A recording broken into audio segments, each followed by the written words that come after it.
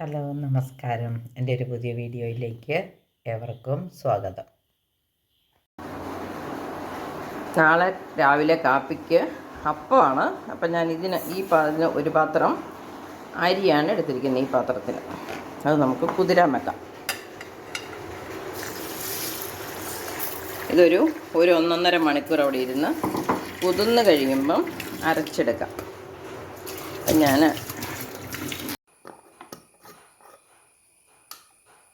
ഇതല്പം തേങ്ങാ വെള്ളമാണേ. ഞാൻ അതിനകത്ത് ഇച്ചിരി ഈസ്റ്റ് ഇട്ട് വയ്ക്കുക.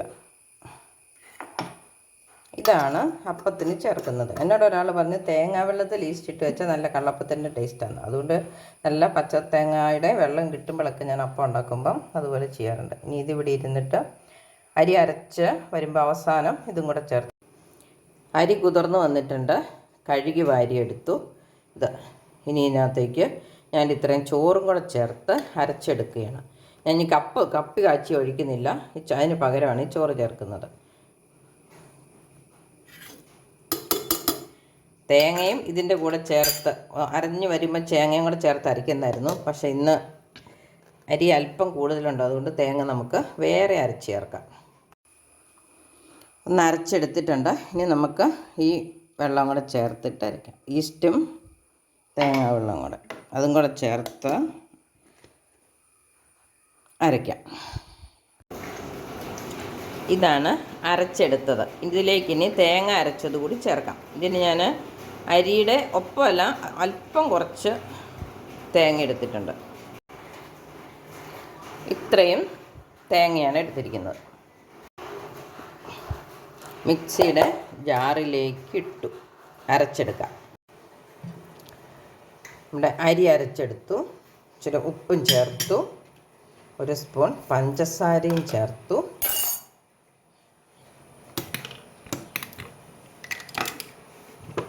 ഇനി നമുക്ക് തേങ്ങ അരച്ചതും കൂടെ ചേർത്ത് ഇളക്കി പുളിക്കാൻ വെക്കാം.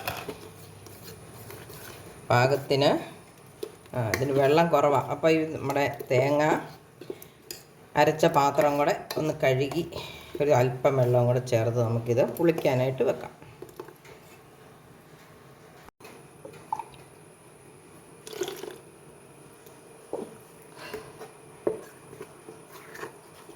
തേങ്ങ അരച്ച് അപ്പത്തിന് ഒരു നല്ല പാകത്തിനുള്ള കൺസിസ്റ്റൻസിയൊക്കെ വന്നിട്ടുണ്ട്. ഇതിവിടെ ഇരുന്ന് പുളിച്ച് വരട്ടെ. നാളെ നമുക്ക് അപ്പം ചുടാം. രാവിലെ അപ്പവും മുട്ടക്കറി ഉണ്ടാക്കാമെന്ന് വിചാരിക്കുന്നു. അപ്പം ശരി, നാളെ നോക്കാം ബാക്കി. അപ്പച്ചട്ടി അടുപ്പത്ത് വെച്ചു, തീ കത്തിച്ചു. ഇനി നമുക്ക് അപ്പം എന്തായിരുന്നു നോക്കാം.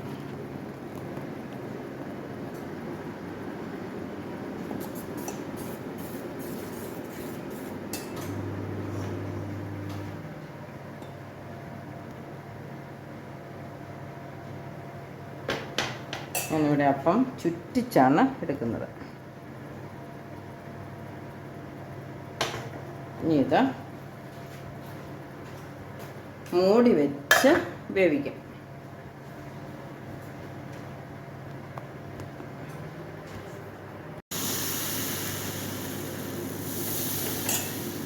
ഞാൻ അപ്പം ചുറ്റിച്ച് എടുക്കുന്നത്.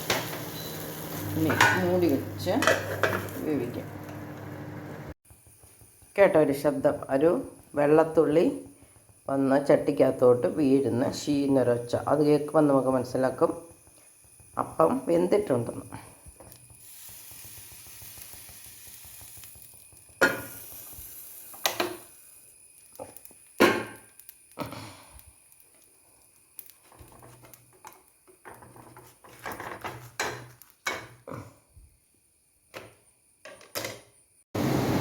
നമ്മുടെ അപ്പവും കിഴങ്ങ് ചേർത്ത മുട്ടക്കറിയും റെഡിയായി. നമുക്ക് കഴിക്കാം. അപ്പോൾ എൻ്റെ വീഡിയോ കണ്ടതിന് നന്ദി. കമൻ്റ് ഇടണേ, ലൈക്ക് ചെയ്യണം, ഷെയർ ചെയ്യണം.